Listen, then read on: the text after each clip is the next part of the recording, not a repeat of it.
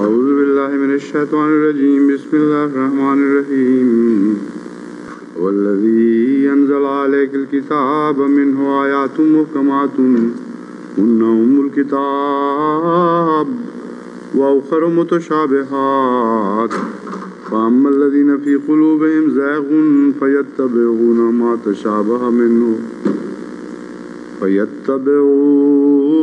تشابه منه ابتغاء الفتنة وابتغاء تأويله وما يعلم تأويله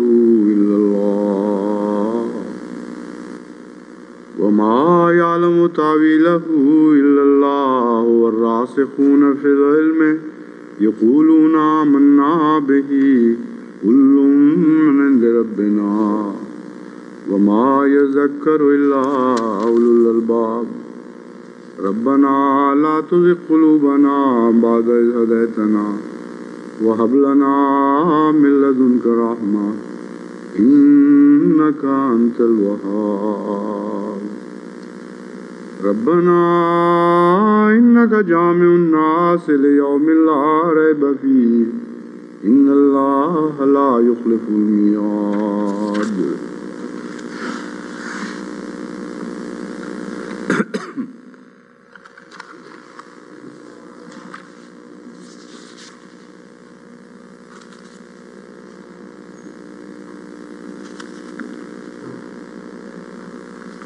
Ummul Kitab is mentioned in the beginning of this verse, qualifying. Ummul Kitab a été mentionné au début de ce verset pour qualifier les qualités d'Al-Muhkamat. Certains versets du Saint-Coran sont considérés comme des versets Muhkamat et les traits des versets Muhkamat ont été expliqués par le terme Ummul Kitab. Dans un autre endroit, le Saint-Coran a expliqué davantage le terme Ummul Kitab afin que l'on puisse saisir les versets Muhkamat à la lumière des explications présentées par le Saint-Coran à propos du terme Ummul Kitab.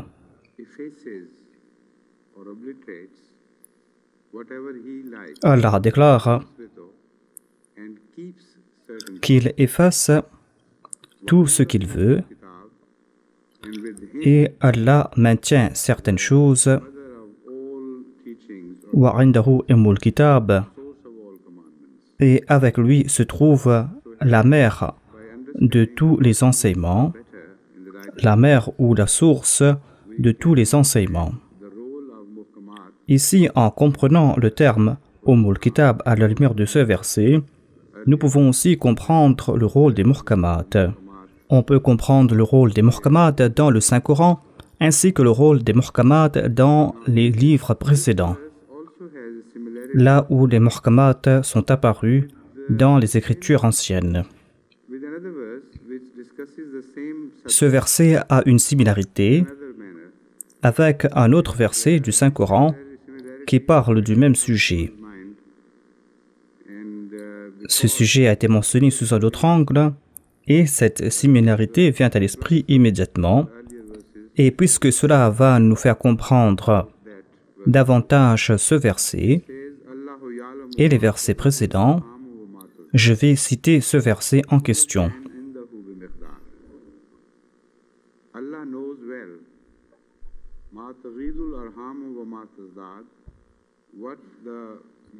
Allah sait très bien ce que l'utérus est en train de réduire et ce que l'utérus est en train d'augmenter. L'utérus rejette certains objets ou l'utérus fait foisonner d'autres objets.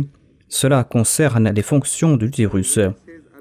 Et Ummul Kitab a été décrit ici, à savoir que l'Ummul Kitab accomplit les mêmes œuvres. Il est dit wa indahu Ummul Kitab. Le Saint-Coran veut nous faire comprendre la fonction de l'utérus c'est-à-dire l'utérus spirituel. À la fois dans le monde spirituel et dans le monde physique, nous constatons la même chose. Dans le monde de la foi, ces livres sont des Kitab. Et dans ce processus de développement qui les accompagne, eh bien, ces ouvrages rejettent certaines choses qui viennent s'y attacher temporairement. Certains enseignements ont un but, mais ce but est transitoire et temporaire. Et ces enseignements ne sont pas permanents. Cependant, certains préceptes sont maintenus. Regardez par exemple certaines formes de vie.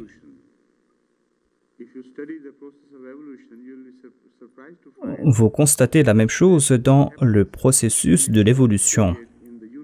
Si vous étudiez l'évolution, vous serez étonné de constater que ce qui se passe au cours d'un court laps de temps dans l'utérus, si vous présentez cela à une plus large échelle de plusieurs milliards d'années, vous allez voir la même chose, le même processus dans le développement de la vie.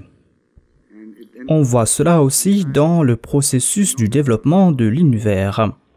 Tout cela est lié et tout cela comprend aussi le phénomène de la création et le fait aussi que la création se développe à des niveaux supérieurs.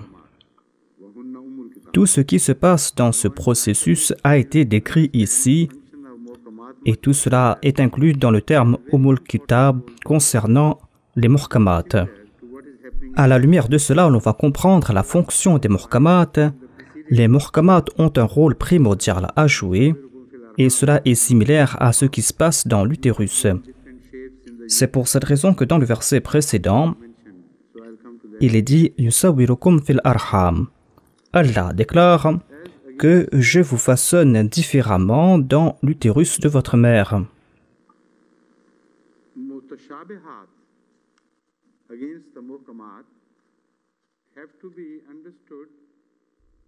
L'on doit comprendre la différence entre les muhkamat et les mutashabihat. On doit donc comprendre les mutashabihat avec cet arrière-plan. Cependant, la majorité des exégètes du passé n'ont pas focalisé leur attention sur cette qualité du terme Kitab par rapport au muhkamat. Ils ont omis cela ou ils n'ont pas accordé d'importance à cet aspect. Ces exégètes n'ont pas remarqué le rôle des mutashabihat ici. Ici, l'on trouve mention des mutashabihat et ils n'ont pas compris le rôle de ces versets mutashabihat et ils n'ont pas compris le rôle que jouent les versets mutashabihat et muhkamat par rapport à Kitab ou à l'utérus. Je ne trouve pas mention de cet aspect important de la relation entre ces deux qualités dans ces exégèses du passé. Lorsque nous allons nous tourner vers le Saint-Coran pour comprendre davantage le terme mutashabihat, je ne dis pas que ce sont là des termes qui sont difficiles à comprendre ou des versets qui sont impossibles à comprendre lorsqu'on va étudier cela par rapport au rôle que jouent ces versets dans l'utérus ou dans Kitab. Est-ce une fonction secondaire ou est-ce que les mutashabihat ont des rôles importants? Lorsqu'on va se tourner vers le Saint-Coran pour trouver des explications à ce sujet, nous allons trouver une explication dans le verset 24 de la sourate Az-Zumar. Il est dit « Allahu nazala ahsana al-hadithi kitaban mutashabihan mathani taqsha'irru minhu julud alladhina yakhshawna rabbahum thumma talinu juluduhum wa qulubuhum ila dhikrillah dhalika hudalillahi yahdi bihi man yasha wa man yudlilillahu fama lahu min had » Allah a révélé le meilleur message sous la forme d'un livre dont les versets se supportent mutuellement et sont répétés sous diverses formes. La récitation de ce livre fait frissonner ceux qui craignent leur Seigneur. Ensuite, leur peau et leur cœur s'adoucissent au souvenir d'Allah. Telle est la direction d'Allah. C'est par cela qu'il guide qui il veut. Et celui qu'Allah juge égaré, il n'aura aucun guide.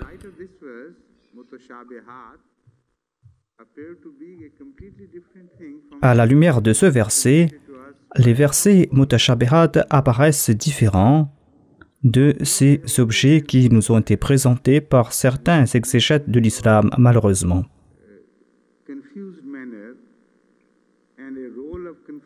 Les mutashabihat ont été mentionnés comme des versets confus et on ajoute un rôle de confusion à ces versets, comme si ces versets provoquent des confusions ou comme si ces versets sont incompréhensibles. Si ces versets sont incompréhensibles, que font-ils donc dans le Saint-Coran? Et si vous êtes d'accord avec ce qui a été dit à propos des mutashabihat, dans ce cas, vous allez devoir rejeter le Saint-Coran comme un enseignement de 3e grade. Et c'est là un blasphème que l'on ne peut attribuer au Saint-Coran. Le Saint-Coran est un livre des plus sublimes. Il y a ce verset et le verset que j'ai cité auparavant. Dans le verset précédent, il est dit que le livre en entier est muhkamat.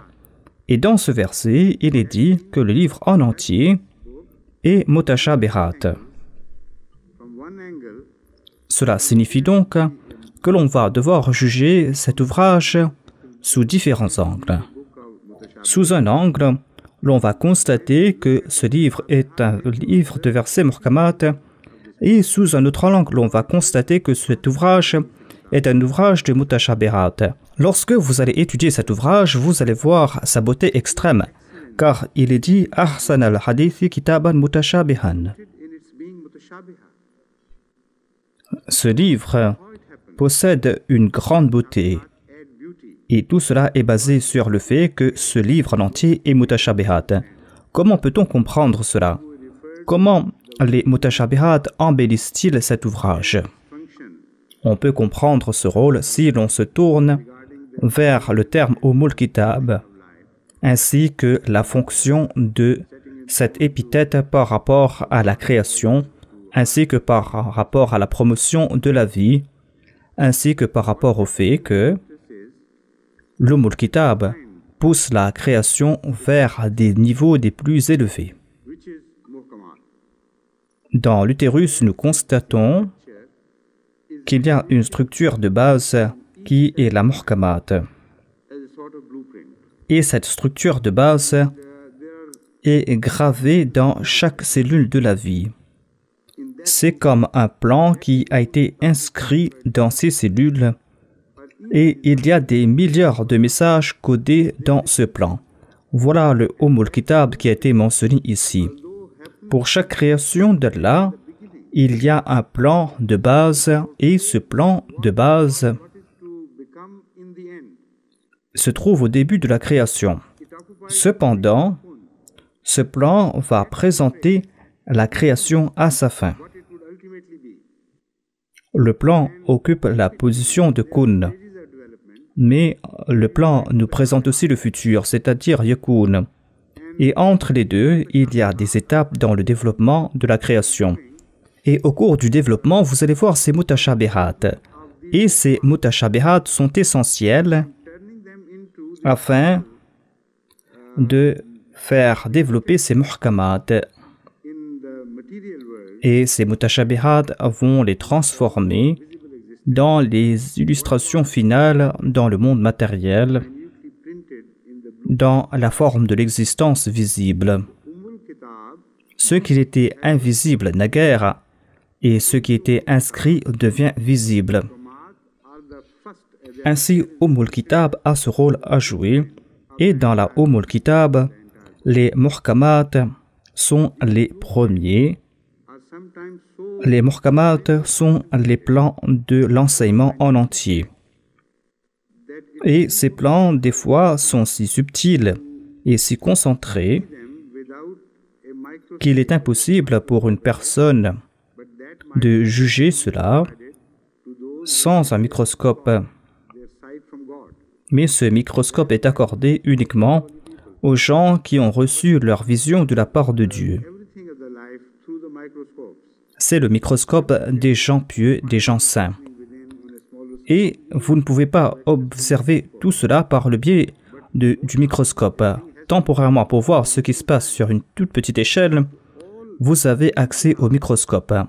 Mais dans la plupart des cas, l'objet doit se développer pour être visible. Et tout le Umm al-Kitab qui a été mentionné dans le verset, wa indahu Umm al-Kitab, eh bien, cela se réfère au plan qui est gravé dans ces cellules de la vie qui sont responsables de donner naissance au fœtus et qui sont responsables du développement final de ce fœtus. Et lorsque vous liez ce qui a été mentionné au début vers le produit fini, c'est-à-dire avec l'enfant qui va naître, c'est là que vous allez constater que l'enfant est la copie exacte de ce plan, un plan qui a été élargi. Vous n'allez pas voir dans le premier plan des choses que vous n'allez pas observer dans la copie finale qui existe, c'est-à-dire dans l'enfant lorsqu'il a pris naissance.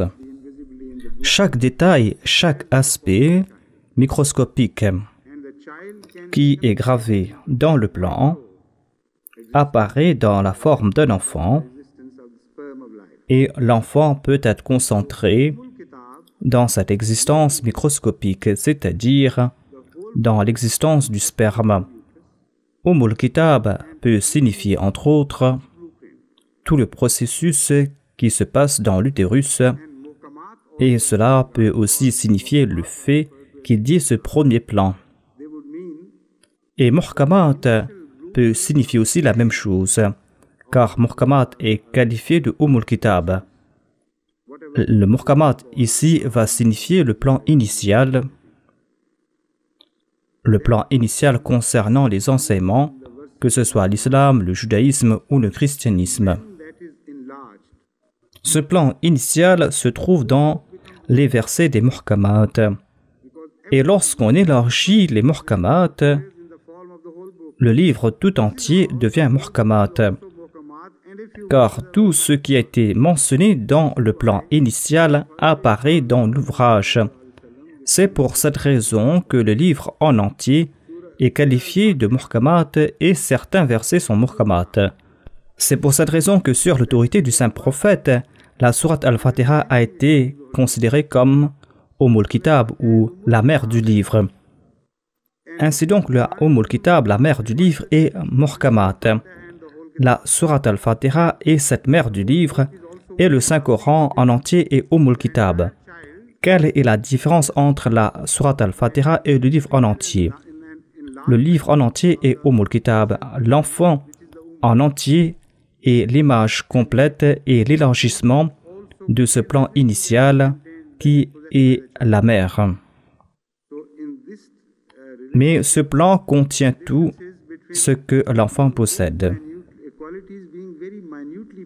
La différence réside dans le fait que certaines qualités sont microscopiques, des qualités qui sont liées ensemble ou des qualités qui sont élargies, des qualités qui sont visibles. Sous cet angle donc, il n'y a point de contradiction dans le Saint-Coran. Le Saint-Coran en entier est muhkamat, est explicite, et certains versets sont explicites, en particulier les versets de la sourate Al-Fatiha.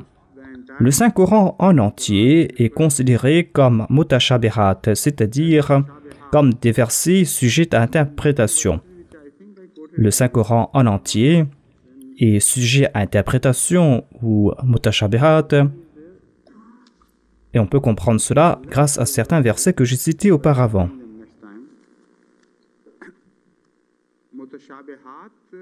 J'ai laissé ces versets, mais je vais les ramener la prochaine fois. Les mutashabihat sont ces versets du Saint-Coran, des enseignements du Saint-Coran, dans le sens qu'un verset est similaire à un autre. Et ces similarités s'étendent à tous les versets du Saint-Coran. Vous ne pouvez prendre un seul verset du Saint-Coran qui ne possède pas son père dans d'autres endroits ou dans d'autres versets du Saint-Coran. À titre d'exemple, s'il y a un ordre concernant le fait que l'on doit accomplir une action, vous allez voir une répétition dans le Saint-Coran à ce sujet. Et vous allez aussi constater que ces personnes qui ont suivi cette injonction du Saint-Coran sont citées comme exemple. Et cela est aussi répété ailleurs dans le Saint-Coran à maintes reprises. Il y a par exemple des gens à l'époque du Saint-Prophète, paix soit sur lui, qui ont été mentionnés, des personnes qui ont accompli des œuvres similaires, des gens qui ont accompli des actions qu'on leur a demandé d'accomplir.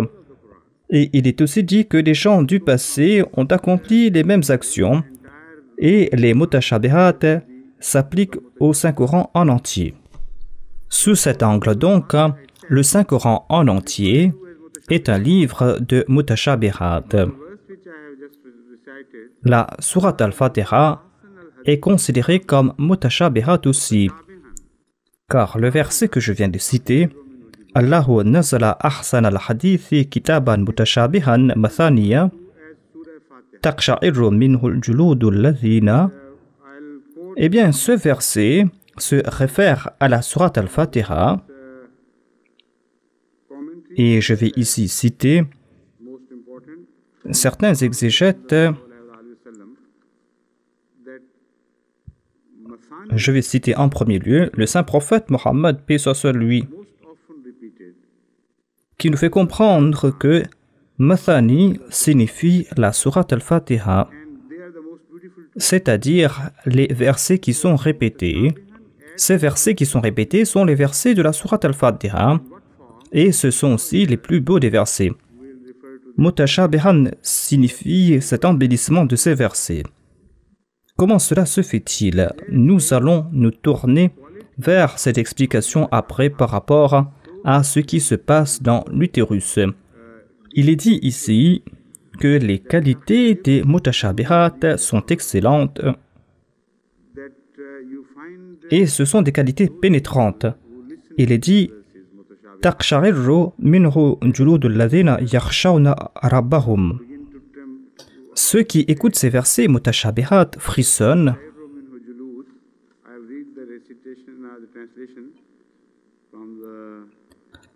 Comment traduire taqsha'irru minhul julud? Je vais présenter de nouveau la traduction de Malik Ghulam Farid. Il est dit que la récitation de ce livre fait frissonner ceux qui craignent leur Seigneur. Je ne sais pas ici si frissonner est le mot approprié pour traduire taqsha'irru. Le phénomène qui est décrit ici est que si soudainement vous êtes accaparé par vos émotions, vous allez ressentir un tremblement qui va parcourir toute votre peau.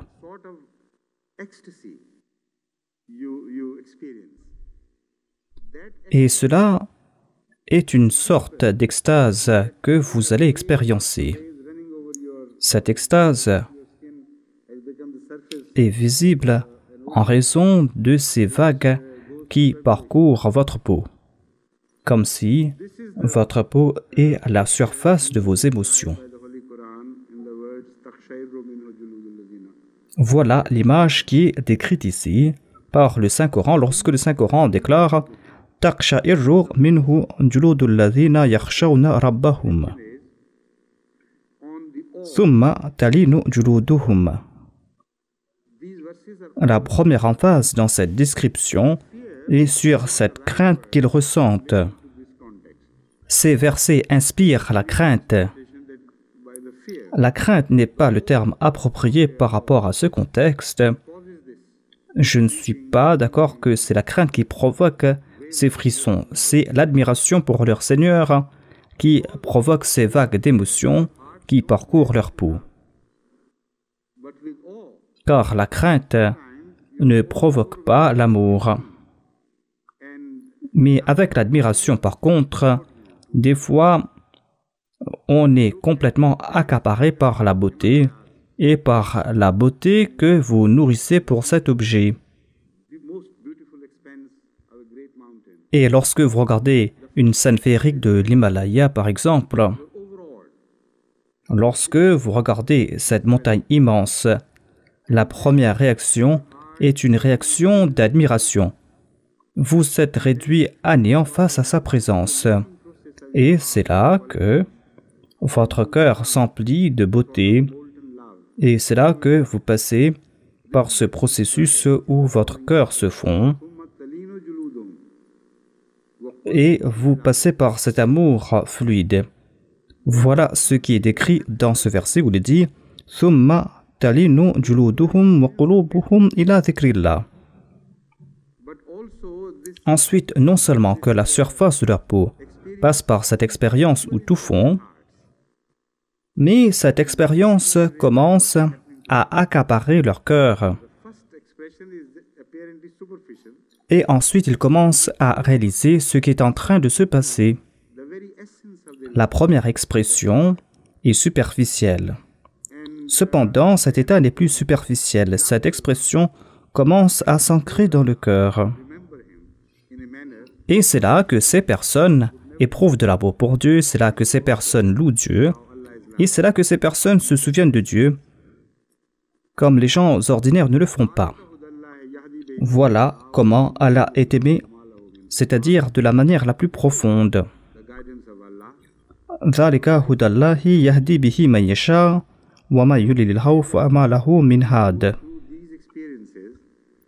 Telle est la direction d'Allah et c'est par cela qu'il guide qui il veut. Ces personnes qui passent par ces expériences, eh bien, ces personnes le font comme un signe de grâce de la part de Dieu. Cela ne peut se passer avec vous en raison de vos propres aptitudes ou en raison de vos actes de piété. Vous ne méritez pas cela. Ce sont des grâces qui vous sont octroyées par Dieu, comme un signe d'amour, comme un signe de proximité. Ensuite, il est dit « وَمَنْ يُضْلِلِ اللَّهُ فَمَا لَهُ مِنْ هَادٍ » Il y a d'autres personnes qui entendent ces mêmes versets, mais qui ne ressentent pas le moindre cheveu qui se dresse sur leur peau. Au lieu de tout ce processus qui a été évoqué dans le Saint-Coran, il ne passe pas par ces mêmes états. Ainsi donc, Mutashabiha ne s'applique pas à des versets confus ou cela ne concerne pas des versets de 3e ou de 2e grade. Cela concerne ici la beauté. Avant d'expliquer cela, je vais vous faire un rappel concernant un exégète du Saint-Coran qui s'est fait un nom à l'époque moderne.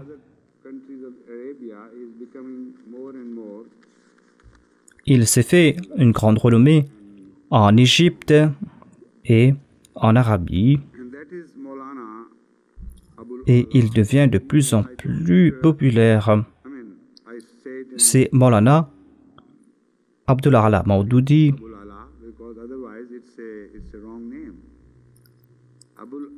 Je prononce ces titres avec des apostrophes, car Abul Ala n'est pas un nom approprié. Abul Ala est le nom de Dieu. Personne ne peut être qualifié de Abul Ala. On peut se qualifier de Abdul Ala. En tout cas, nous citons certains noms des idolâtres de l'époque pré-islamique et certaines personnes sont citées telles quelles, sans que l'on change leur nom, tant que ces personnes étaient des noms musulmans. Ainsi, il n'y a pas de mal à citer ces noms, cela ne veut pas dire que nous partageons ce crime. Cependant, c'est un nom uniquement. Son nom est Abul Ala Maududi. Dans son livre Tafhim al-Qur'an, il a ceci à dire à propos des mutashabihat. Je vous présente ici la traduction qu'il a faite de mutashabihat. Il traduit cela par mushtabihat. Ce sont là deux termes différents Mushtabihat et mutashabihat sont tout à fait différents. Mushtabihat s'applique à ces objets que l'on peut considérer similaires, mais qui, en langue arabe, s'applique à des objets qui ont des aspects douteux. Shubha signifie le doute ou la suspicion, et Shubha découle du même mot. Cependant, il y a une similarité, mais il n'y a pas de doute. Vous pouvez voir des similarités, mais il n'y a pas de doute, il n'y a pas de confusion. Dans le terme mushtabih, avec la racine ishtaba, dans la forme ifral ou iftiral, le mot shubha généralement indique qu'il y a une confusion qui règne, une confusion qui découle de cette similarité, une suspicion qui est mauvaise en raison de cette similarité. Lorsque le Saint-Coran parle des mutashabihat, eh bien, il ne veut pas dire cela. Le Saint-Coran n'est pas responsable de la création des doutes ou des suspicions. Mais puisqu'il y a ces similarités, et puisque l'on peut traduire cela différemment, eh bien, certaines personnes qui ont l'esprit malade selon le Saint-Coran, au lieu de comprendre le message réel contenu dans ces versets, eh bien, ces personnes détournent l'essence de ces versets, et ces personnes sont responsables de cela. Ces versets n'ont point d'aspect douteux ou suspicieux. Mais je suis tout étonné comment Maududi Saheb a traité ces versets ou ce verset pour vouloir dire que ce mot mutashabihat veut dire que ce sont des versets qui peuvent générer des doutes ou des confusions et des versets qui peuvent provoquer des suspicions, à tel point que selon lui, cela devient très dangereux de réfléchir sur les versets mutashabihat. Son conseil général est très intéressant et je vais vous faire partager ses conseils. Il déclare à ce sujet que tout au plus, l'avantage que vous allez tirer de ces versets mutashabihat est que vous allez vous rapprocher de la réalité, mais cependant, vous n'allez pas atteindre la réalité. Vous allez vous rapprocher de la réalité, mais vous ne serez pas assez proche de la réalité. Et ainsi, vous allez générer une image confuse de la réalité. Cette image est très brumeuse. Vous allez voir une image qui est très brumeuse, qui est indéfinie. Voilà l'usage maximum des mutashabihat selon lui dans le Saint-Coran. Quand on considère que la plupart des exégètes du passé avec qui Maududi est d'accord considéraient que le nombre de mutashabihat était éparpillé dans le Saint-Coran et que le nombre de versets qui peuvent être qualifiés de muhkamat sont peu en nombre comparés aux versets mutashabihat. Ainsi donc, selon Maududi, la majorité des versets du Saint-Coran ne peuvent vous guider vers les réalités ou vers la vérité. Ils peuvent vous approcher de la réalité et de la vérité, certes, mais cette vérité sera brumeuse. Et ce sera là une image très confuse et vous ne pourrez comprendre la vérité. Ensuite, Maududi déclare à propos de ces versets mutashabihat que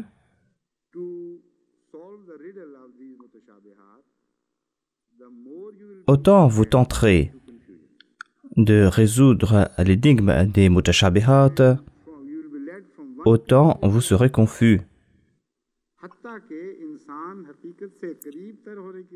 Et vous serez mené d'une confusion à une autre. Et au lieu de vous rapprocher de la vérité, vous allez vous éloigner de cette vérité. Inna lillah, qu'Allah nous en préserve. Même si vous faites des quêtes honnêtes, eh bien, au lieu de vous rapprocher de la vérité et de la réalité, en faisant ces efforts pour comprendre les versets mutashabihat, eh bien, vous allez vous égarer davantage et vous allez vous écarter davantage de la vérité. Ensuite, Maududi déclare à propos de ces versets qui sont sujets à interprétation que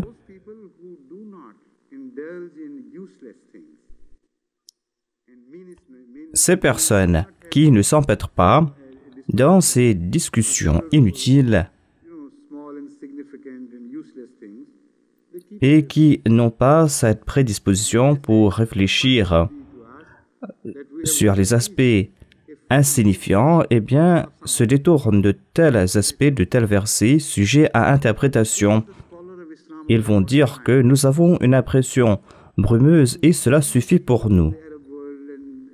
Voilà donc cet érudit musulman des terres modernes qui est presque adoré dans le monde arabe et dans le monde musulman en général.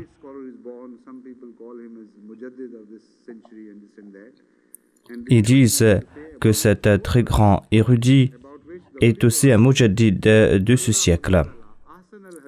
Et voilà ce qu'il a à dire à propos de ces versets, à propos duquel Allah déclare « Allahu nazala ahsanal hadithi mutashabihan » C'est Allah qui a révélé ou qui a fait descendre le meilleur message sous la forme d'un livre dont les versets se soutiennent mutuellement, dont le verset sont des mutashabihat, des versets qui sont répétés. On n'a pas à se tourner vers d'autres versets. Voilà ce verset qui lie le Saint-Coran avec les versets mutashabihat. Il est dit que le Saint-Coran en entier est mutashabihat. Et l'essence de cet ouvrage, c'est-à-dire la sourate al-Fatiha, est un chapitre qui est sujet à interprétation. Ce concept de M. Maududi est démenti par le tout premier verset de cette sourate, où il est dit « Nazala alayka al-kitaba bil-haqq » Allah déclare que le livre en entier est basé sur la vérité, une vérité qui est pure et inadultérée. Et selon M. Maududi, la majeure partie de cet ouvrage qui a été révélé avec vérité, et al-haq signifie la vérité évidente, tout comme le soleil apparaît dans le ciel. Donc, selon Maududi, cet ouvrage contient des versets qui ne vous mènent pas vers la vérité, mais qui vous mènent à quelques pas de la vérité. Vous pouvez voir la vérité comme un objet qui est très confus que vous ne pouvez définir. Mais il vous avertit en disant que, au lieu de progresser, vous allez régresser.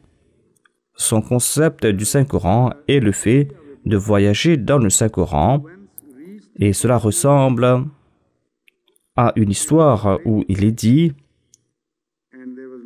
qu'un garçon est arrivé très tard à l'école. Et il pleuvait ce jour-là. Et il y avait de la boue. Et il est arrivé à l'école 1 heure en retard. Son prof était très fâché. Et il lui a demandé une explication à propos de son retard. L'élève a dit « Monsieur, savez-vous ce qui s'est passé ?» La route était dans un piteux état, il y avait de la boue partout, c'était très glissant.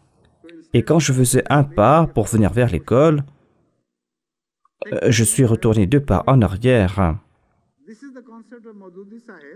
Au lieu de faire un mouvement de l'avant, je reculais.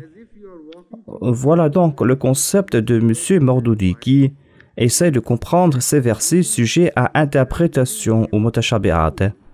C'est comme si l'on est en train de traverser par cette route boueuse. Et au lieu de vous diriger vers l'école, à chaque pas que vous allez faire, vous allez retourner en arrière comme cet élève. Mais la réaction de cet enfant était beaucoup plus intelligente. Lorsque l'enseignant lui a demandé « Eh bien, comment es-tu arrivé à l'école en fin de compte ?» L'élève a dit que « Je me suis tourné vers ma maison et j'avais le dos qui faisait face à l'école. » Un tel érudit doit tourner son dos au Saint-Coran. Voilà ce qu'il mérite. En fait, il tourne son dos au Saint-Coran.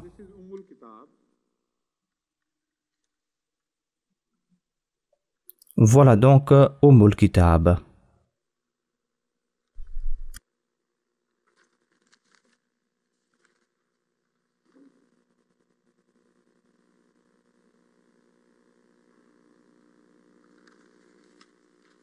Now we turn to a tradition of the Holy Prophet of Islam, peace be upon him. Maintenant, nous allons nous tourner vers un hadith du saint prophète Mohammed, paix soit sur lui. And then Un hadith qui concerne ce sujet, des versets sujets à interprétation. what is being discussed in Ensuite, cette image va s'affiner davantage. L'image sera plus claire et nous allons comprendre ce qui est mentionné dans ce verset. longish. La tujadilu bil Qur'ani fa innama dhalla man kana qablakum لا تجادلوا بالقرآن فإنما ضل من كان قبلكم بجدالهم إن القرآن لا ينزل مكذبا بعضهم بعضا وما كان من ولكن نزل لصدق بعضهم بعضها.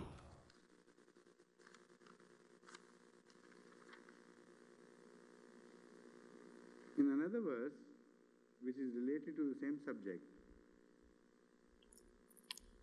and related from Hazrat Dans un autre hadith qui concerne le même sujet Tirmidhi, the first verse et qui a été mentionné par Aïcha Siddiqa radhiyallahu anha dans le recueil Tirmidhi, volume 8, le premier hadith que j'ai cité se trouve du recueil Durr Mansour Hazrat Aisha Siddiqa dans le volume 8 is quoted de Alama Jalaluddin Suyuti. that Ici, Aïcha Siddiqa radhiyallahu anha a été citée et elle déclare qu'une fois elle a demandé au saint prophète Mohammed paix soit sur lui le sens de فَأَمَّا الَّذِينَ فِي قُلُوبِهِمْ زَيْغٌ فَيَتَّبِعُونَ مَا تَشَابِهَ ابْتِغَاءَ الْفِتْنَةِ وَابْتِغَاءَ تَأْوِيلِهِ. when you observe such people, La réponse fut que lorsque vous allez voir ces gens, to a question which apparently vous devez les reconnaître. is totally a different question from C'est une réponse très intéressante à une question qui est différente apparemment. and the meaning of La réponse est différente de la question. Mais lorsque vous lisez cela au hadith, vous allez comprendre le sens de mutashabihat sous un autre angle. Vous allez comprendre un autre sens de mutashabihat à la lumière de ces deux observations du saint prophète Mohammed paix soit sur lui. was very angry En premier lieu, le saint prophète Mohammed paix soit sur lui Holy Prophet, some of his était très fâché en raison de certains compagnons, some verses of the Holy Quran between them. des compagnons qui One verse was étaient en train de discuter à propos de certains versets du Saint-Coran, a completely different comme si un verset était en train de contredire un autre verset du Saint-Coran. appeared to be contradictory. Certains ont tiré des conclusions complètement différentes de certains versets, des sens qui étaient contraires aux conclusions tirées par d'autres compagnons concernant d'autres versets. Sallallahu alayhi wa Et la position fut que le Saint-Coran contient des contradictions. so angry that the whole Le saint prophète, paix soit sur lui, était très fâché. told them Il était si fâché que son visage s'empourpra possible for the Quran et il déclara qu'on doit s'abstenir de cette pratique. Il déclara qu'il est impossible que le Saint-Coran puisse se contredire. Il est impossible que le Saint-Coran puisse se démentir. Le Saint-Coran ne fait que yusaddiqu ba'duhum ba'daha, c'est-à-dire certains versets du Saint-Coran sont en train d'attester de l'authenticité de d'autres versets. et le Saint-Coran tout entier est lié. C'est-à-dire, certains versets sont en train de soutenir d'autres versets, mais vous n'allez jamais constater qu'un verset est en train de contredire un autre verset. Voilà donc comment réfléchir sur les versets du Saint-Coran. Voilà comment comprendre la formation de ce grand ouvrage. Tout d'abord, laissez-moi résoudre cette énigme. Lorsqu'on lit le verset original,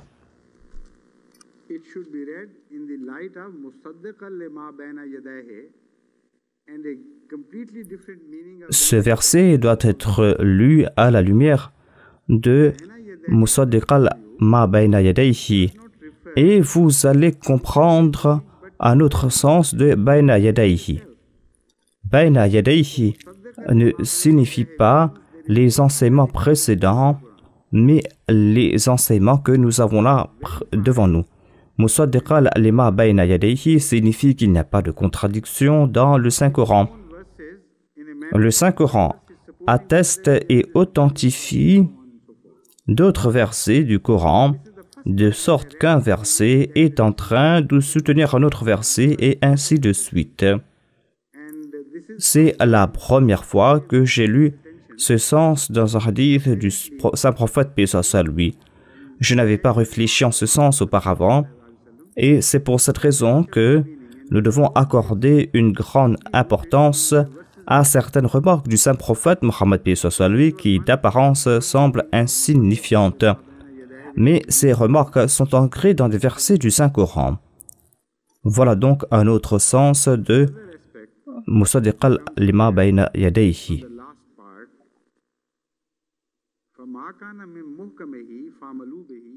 Et un autre aspect qui devient évident,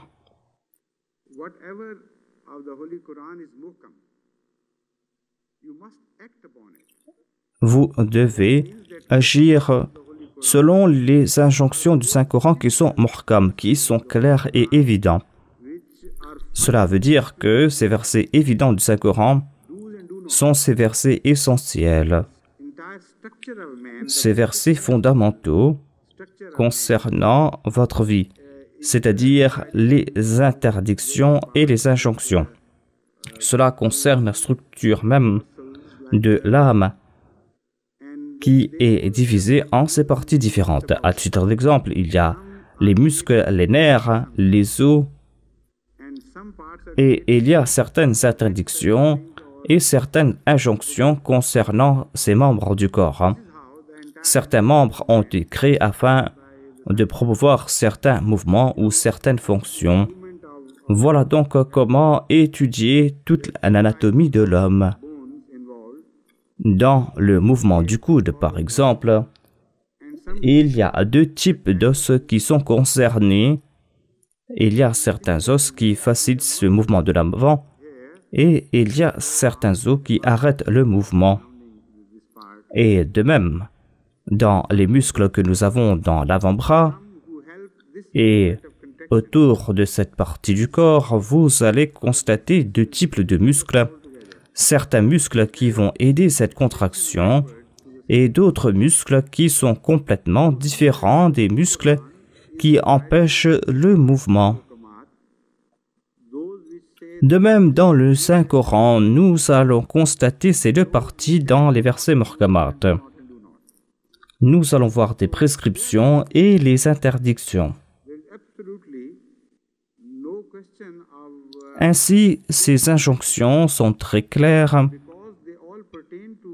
Il n'y a pas de doute ou il n'y a pas de confusion à propos de ces injonctions. Et puisque tout cela concerne votre vie pratique, cela concerne les préceptes fondamentaux et cela démontre comment un croyant naît de cet enseignement, comment il renaît spirituellement de cet enseignement. Ainsi, cela concerne l'anatomie de l'homme. Et il y a d'autres versets qui sont présents et qui ne font que polir cette peau et qui ne font qu'embellir l'aspect physique ou qui ajoutent du parfum ou qui ne font que raffiner le corps ou qui sont là afin d'affiner le toucher ou le goût, ou afin d'affiner l'ouïe, l'ouïe qui est affinée à tel point que même si l'ouïe n'était pas affinie, elle aurait suffi pour la survie de l'espèce. Mais cela concerne plus que l'essentiel. L'homme possède ces qualités qui sont en plus. Les aspects fondamentaux sont les mêmes parmi tous les hommes. Aucun homme n'est complet sans partager ces aspects fondamentaux de l'espèce Homo sapiens. Cependant, les mutashabihat, ces versets sujets à interprétation, sont des aspects qui embellissent et ceux-là ne sont pas partagés de la même façon. Apparemment, il y a des similarités et le Saint-Coran parle ici à propos de la couleur. Il parle à propos de Al-Wa, de Law et de Al-Sina. Cela appartient à ce domaine. Le Saint-Coran déclare: pourquoi ne pas réfléchir sur cet aspect, sur ces similarités entre vous et ces différences entre vous. Regardez votre apparence physique, regardez vos langues, regardez la couleur de votre peau. Et il y a une grande beauté en cela. Il est dit Ahsan al-Hadith. Ahsan al-Hadith appartient à cet aspect des enseignements qui ne sont pas essentiels ou qui ne sont pas fondamentaux, mais qui sont essentiels afin d'embellir l'existence de l'homme. Une personne peut être laide au point d'inspirer la répugnance. Mais si vous comptez les aspects essentiels anatomiquement, vous allez constater que cette personne possède toutes ses facultés, tout cela est en ordre. Peut-être que cette personne sera en meilleure santé que des personnes qui sont beaucoup plus belles. Ce qui se passe dans l'utérus est qu'il y a deux types de progrès simultanés. C'est vrai qu'au début, cela concerne les choses essentielles de la vie. Cependant, le Saint-Coran nous fait comprendre pourquoi ne pas constater que nous vous enveloppons avec des tissus mous et conséquemment, cet embryon qui a l'air très effrayant au tout début, eh bien, lorsque cet embryon prend naissance, en passant par le processus de Yusawwirukum, eh bien, cet embryon s'embellit. Nous concerne ici ces versets du Saint-Coran, et si vous acceptez ces versets, si vous y croyez, même si vous ne comprenez pas à la perfection ces versets, eh bien, cette foi dans ces versets va embellir votre être spirituellement, et ces versets sont essentiels. Vous ne pourrez vivre sans ces versets, vous devez croire dans ces versets, et en croyant dans ces versets, vous allez embellir votre être spirituel. Cependant, si vous ignorez les interdictions et les prescriptions qui sont qualifiées de muhkamat, eh bien, vous serez plus un croyant selon la première définition du terme croyant. Vous ne serez plus un mu'min. Vous allez perdre un, deux ou trois aspects de votre espèce, c'est-à-dire de l'espèce des croyants. Vos croyances peuvent concerner aussi les événements futurs qui ont été évoqués dans le Saint-Coran. Et sans croire dans ces aspects, eh bien, votre vie spirituelle ne sera point parfaite. À titre d'exemple, il est dit qu'il faut croire dans le jour de la résurrection, dans le fait que vous serez questionné concernant vos œuvres. C'est là un aspect essentiel de la foi selon le saint prophète, paix soit sur lui. Vous devez croire dans les versets qui concernent le futur. Pourquoi vous devez y croire? Parce que vous ne pouvez y agir. Vous ne pouvez agir sur des versets qui concernent ce règlement de compte. Vous ne faites que vous préparer, c'est tout. Vous devez vous préparer pour ce futur ultime où serez questionné par Dieu selon vos actions.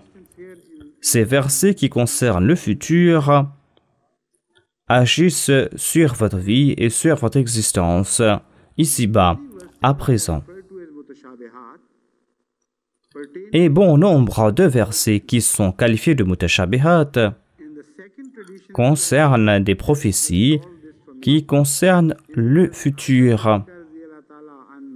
Dans le deuxième hadith que j'ai cité, nous trouvons la solution à ce problème.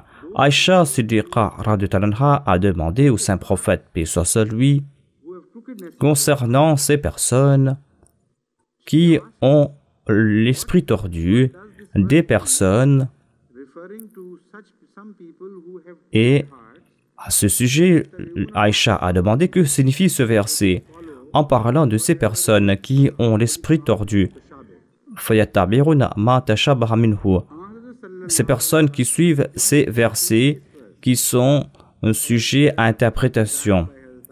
Le saint prophète Mohammed, paix soit sur lui, n'a pas expliqué ce verset comme le désirait Aïcha radhiyallahu anha. Il a expliqué d'une façon différente en nous éclairant sur les mutashabihat. Il a répondu que lorsque vous voyez de telles personnes, vous allez les reconnaître. Et il y avait aussi une prophétie dans cette réponse du saint prophète. Et cela explique que ces versets évoquent le futur et des messages futurs concernant dans certains versets. Et il y a certaines prophéties dans le Saint-Coran qui sont compris différemment. Ceux qui sont pieux comprennent la vraie portée de ces prophéties et ceux qui ont l'esprit tordu comprennent ces versets différemment. Et au temps de l'accomplissement de ces versets, leur comportement est tout aussi tordu. Le saint prophète a déclaré « Aïcha, tu vas vivre assez longtemps pour voir ce processus.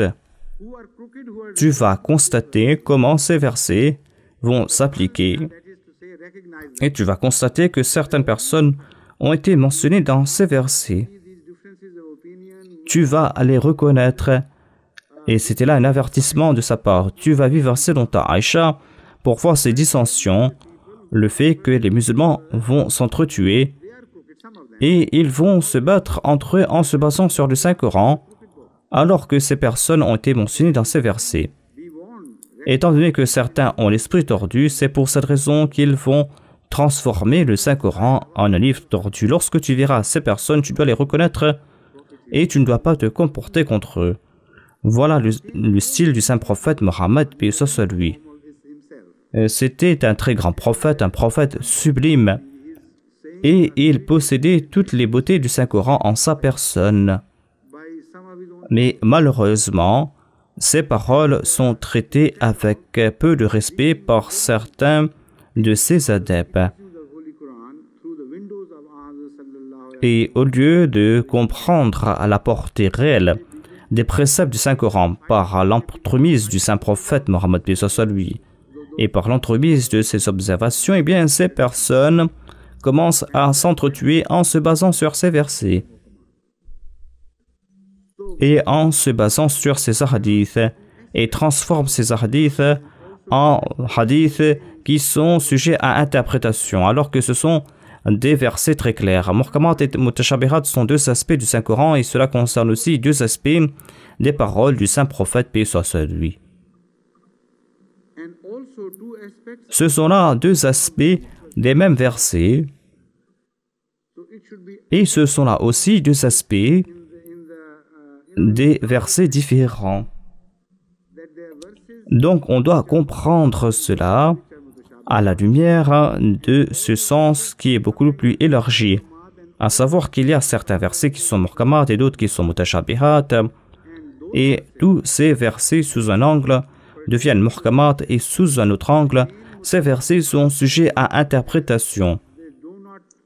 Et les versets qui concernent le futur sont des versets qui sont sujets à interprétation tant que les prophéties faites dans ces versets ne sont pas accomplies. Et lorsque ces prophéties sont accomplies, lorsque les choses mentionnées arrivent, eh bien ces versets deviennent muhkamat. Donc, il y a un mouvement constant dans le monde du Saint-Coran il y a des vagues qui sont en train de traverser le Saint-Coran. Des muhkamat deviennent des mutashabihat et certains des mutashabihat se transforment en muhkamat. À une époque donnée, certains versets sont sujets à interprétation, mais à une autre époque, ces versets vont se transformer en muhkamat. Mais quant à ceux qui ont l'esprit tordu, au lieu de se transformer et au lieu de transformer ces versets en muhkamat, en dépit du fait que ces versets se sont réalisés, eh bien ces versets sont des mutashabihat et ces personnes s'entretuent. Regardez par exemple les prophéties qui concernent l'avènement du Messie promis alayhi salam. Regardez les prophéties concernant les témoins, le témoignage du soleil et de la lune. Quand cette prophétie s'est réalisée, cette prophétie s'est réalisée au grand jour, comme si on était en train de voir directement le soleil et la lune. De toute façon, on était en train de voir le soleil et la lune, et ces prophéties ont été réalisées. Et même le plus confus parmi les musulmans aurait pu comprendre que cette prophétie s'est réalisée. Cependant, il y a des millions et des millions de musulmans qui n'ont pas cru qu'ils ont réellement témoigné de l'accomplissement de cette prophétie. Car ces musulmans ont attaché à ces prophéties un aspect tordu ou un sens tordu. Ils ont attribué leur propre esprit tordu à cette prophétie. C'est pour cette raison qu'ils désirent que cette prophétie s'accomplisse selon leur désir. Et toutes ces personnes qui ont l'esprit tordu ne comprennent jamais réellement le message de cette prophétie. C'est pour cette raison que ces prophéties sont des mutashabihat. Prenez l'exemple des Juifs. Il y avait des prophéties évidentes concernant l'avènement de Jésus-Christ, paix soit sur lui. Mais lorsqu'il est apparu, les Juifs n'ont pas reconnu Jésus-Christ, même si ces mutashabihat ont été transformés en muhkamat. Ces prophéties ont été réalisées, mais les Juifs ne l'ont pas reconnu. The prophecies were there and still are there, but they failed to recognize because they wanted them to be fulfilled in their own manner, as they wanted, as they wished. Ibtagha al-fitnate wa ibtagha ta'wile. That is the subject being discussed. And then, look at the Muslims of the present time, most unfortunately. Second time the Messiah came, and they did not draw their lessons from the first appearance and the mistakes of those who were expected to believe in the earlier Messiah, in the first Messiah, through the aid of those prophecies. The same mistakes were committed again in exactly the same manner, like the coming of Elijah from the heavens bodily, and like their demand from Hazrat Masih Maud to descend from the heaven bodily if he wants to be accepted, otherwise he would be rejected, and so on.